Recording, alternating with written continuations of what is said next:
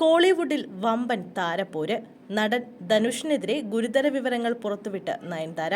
തനിക്കും ഭർത്താവും സംവിധായകനുമായ വിഘ്നേഷ് ശിവനുമെതിരെ ധനുഷ് പ്രതികാരം തീർക്കുകയാണെന്ന് നയൻതാര ആരോപിച്ചു. നെറ്റ്ഫ്ലിക്സ് ഡോക്യുമെന്ററിയെ ചൊല്ലിയുള്ള സിനിമാ താരങ്ങൾ തമ്മിലുള്ള തർക്കമാണ് മറനീക്കി പുറത്തുവന്നത്. ധനുഷ് നിർമ്മാതാവായ ഞാനും റൌഡിത്താൻ സിനിമയിലെ ഭാഗങ്ങൾ നയൻതാരയെക്കുറിച്ച് നെറ്റ്ഫ്ലിക്സിൽ ഡോക്യുമെന്ററിയിൽ ഉപയോഗിക്കുന്നതിനെ ചൊല്ലിയാണ് തർക്കം.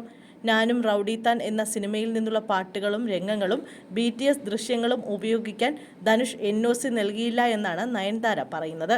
ചിത്രത്തിൽ 3 സെക്കൻഡ് മാത്രമുള്ള BTS വീഡിയോ ഉപയോഗിച്ചതിന് തങ്ങൾക്കെതിരെ ധനുഷ് 10 കോടിയുടെ നഷ്ടപരിഹാരം ആവശ്യപ്പെട്ട് കോടതിയെ സമീപിച്ചെന്ന് നയൻതാര പറയുന്നു. അടുത്ത ദിവസമാണ് നയൻതാരയുടെ ഡോക്യുമെന്ററിയായ നയൻതാര ബിയോണ്ട് ദ ഫെയറി ടെയിലിന്റെ റിലീസ്. ഇതിന് മുന്നോടിയായാണ് നയൻതാര ധനുഷിനെതിരെ രംഗത്തെത്തിയിരിക്കുന്നത്. വിഘ്നേഷ് സംവിധാനം ചെയ്ത നയൻതാര പ്രധാന കഥാപാത്രമായി അവതരിപ്പിച്ച ഞാനും റൌഡിത്താൻ നിർമ്മിച്ചത് ധനുഷായിരുന്നു. ചിത്രത്തിന്റെ സെറ്റിൽ വെച്ചാണ് പ്രണയത്തിലാകുന്നതെന്ന് നയൻതാരയും വിഘ്നേഷും പറഞ്ഞിട്ടുണ്ട്.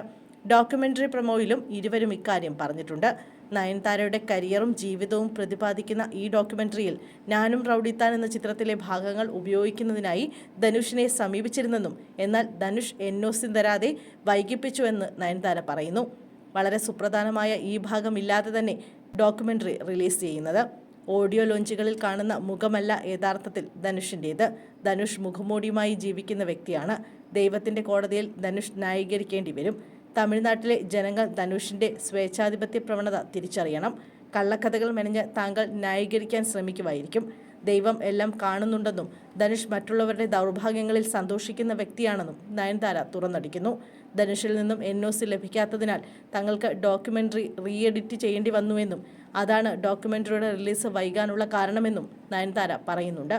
3 പേജുള്ള തുറന്ന കത്തിലൂടെയാണ് താരം ധനുഷിനെതിരെ രംഗത്തെത്തിയിരിക്കുന്നത്.